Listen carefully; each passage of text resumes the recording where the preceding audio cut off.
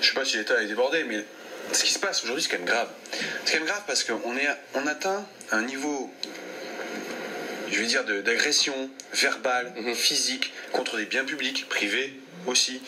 Un niveau qui a jamais été aussi atteint. On nous avait promis la France apaisée, en fait, on est dans une France qui est attisée. Je les entends, bien sûr, hein, les critiques, elles sont légitimes. Mettre un coup de fouet. C'est pour ça que je disais tout à l'heure dans mon propos qu'il fallait renforcer l'arsenal juridique pour apporter une vraie réponse pour ces auteurs d'actes, quels qu'ils soient d'ailleurs, des propos verbaux ou écrits, des violences, des attaques, des meurtres.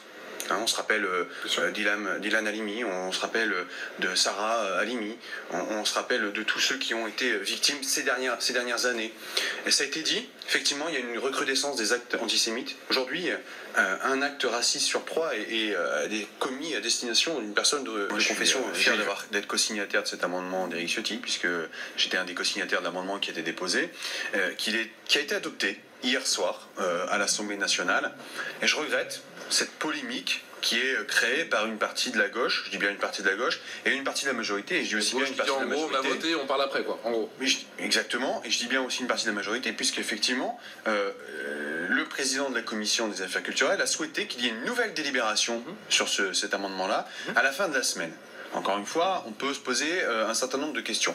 Non, ce n'est pas un gadget. Ce n'est pas un gadget. Et quand on est élu de la République, on doit être fier du drapeau français. On est fier de nos symboles républicains.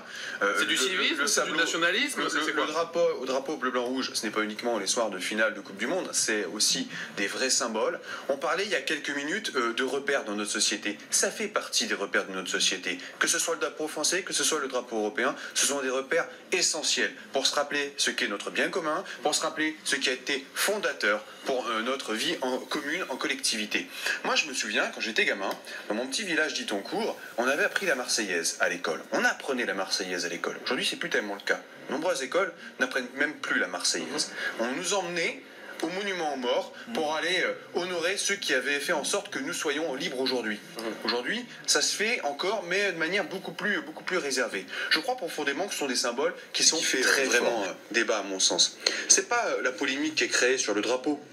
C'est qu'on ne parle pas d'autres polémiques ou d'autres sujets, comme par exemple l'école inclusive. Moi, je me suis battu avec d'autres collègues, les Républicains, à l'Assemblée nationale, pour qu'on reconnaisse et qu'on favorise l'école inclusive pour les enfants en situation de handicap, rejetée d'un revers de main par la majorité, et rejetée à nouveau lors des amendements, exactement, y compris sur les accompagnants.